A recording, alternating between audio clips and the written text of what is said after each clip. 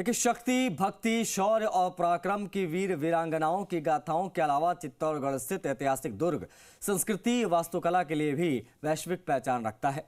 हर साल वीर वीरांगनाओं के किस्से और गौरवान्वित इतिहास सुनकर बड़ी संख्या में देशी विदेशी पर्यटक वर्ल्ड हेरिटेज में शुमार चित्तौड़गढ़ दुर्ग घूमने आते हैं। लेकिन यहाँ आकर दुर्ग क्षेत्र में फैली गंदगी, मूलभूत सुविधाओं की कमी और बदतर व्यवस्था के कारण पर्यटक निराश भी होते हैं।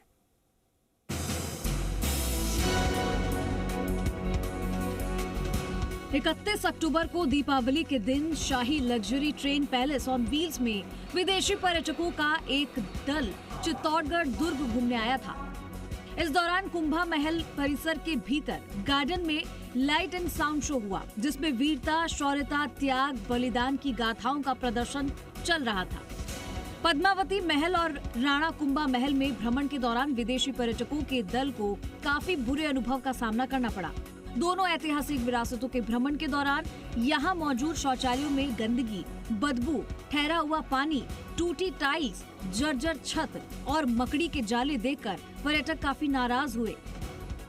जब पूरे विश्व में शौर्य, वीर, पराक्रम की बात होती है तो चित्तौड़गढ़ का नाम सबसे पहले आता है। इसी शौर्य, वीर और पराक्रमता की जो गाथाएं हैं राजाओं की, वो जानने के लिए देश ही नहीं विदेश से भी यहाँ पर्यटक आते हैं, यहाँ पर घूमने आते हैं। यहाँ लेकिन जब ऐसी अव्यवस्थाएं मिलती है, साफ सफाई नहीं मिलती है, तो इस क्षेत्र की किरकिरी होती है। पैलेस ऑन व्हील्स प्रबंधन ने विदेशी पर्यटकों के दुर्ग पर हुए बुरे अनुभव को लेकर चिंता जाहिर की है। पैलेस ऑन व्हील्स के डायरेक्टर और O&M ऑपरेटर भगत सिंह ने चित्तौड़गढ़ जिला कलेक्टर आलोक रंजन और राजस्थान पुरातत्व विभाग को पत्र लिखकर विदेशी पर्यटकों के भ्रमण के दौरान बुरे अनुभव को साझा किया है। तब जाकर इस पूरे मामले का खुलासा हुआ। मामला संज्ञान में आते ही जिला कलेक्टर आलोक रंजन ने तुरंत दुर्ग के जिम्मेदार अधिकारियों को व्यवस्थाओं की दुरुस्त करने के निर्देश दिए हैं, जिसके बाद शौचालयों की टूट-फूट, साफ सफाई आदि कार्य करवाए गए। हालांकि अभी भी पर्यटन के हिसाब से दुर्ग क्षेत्र में मिलने वाली मूलभूत सुविधाएं नाकाफी है। 700 एकड़ में फैला चित्तौड़गढ़ दुर्ग भारत का सबसे बड़ा दुर्ग माना जाता है। बावजूद इसके यहाँ आने वाले पर्यटकों को भ्रमण के दौरान कई परेशानियों का सामना करना पड़ता है। दुर्ग घूमने से पहले पर्यटक दुर्ग की तलहटी स्थित पुराने शहर से गुजरते हैं, जहाँ अतिक्रमण सड़कें, बेतरतीब खड़े वाहन, सड़कों पर विचरण करते मवेशी और अव्यवस्थित यातायात व्यवस्था से पर्यटकों को दो चार होना पड़ता है।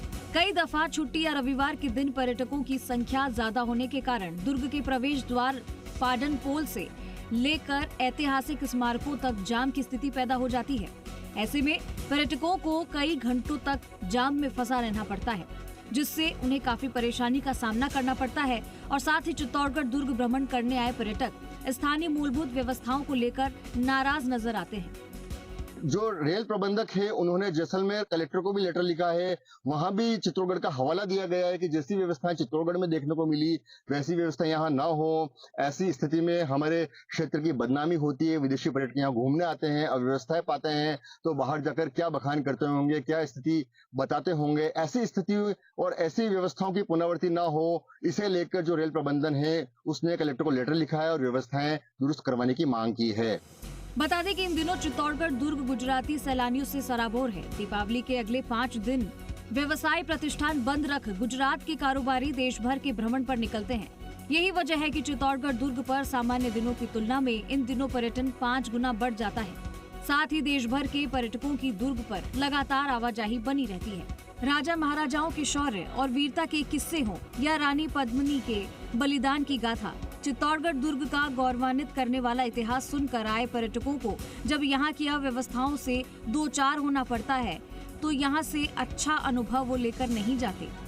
नतीजन देश और विदेश में चित्तौड़गढ़ की ख्याति बढ़ने की बजाय किरकिरी होने की संभावनाएं ज्यादा बढ़ जाती है।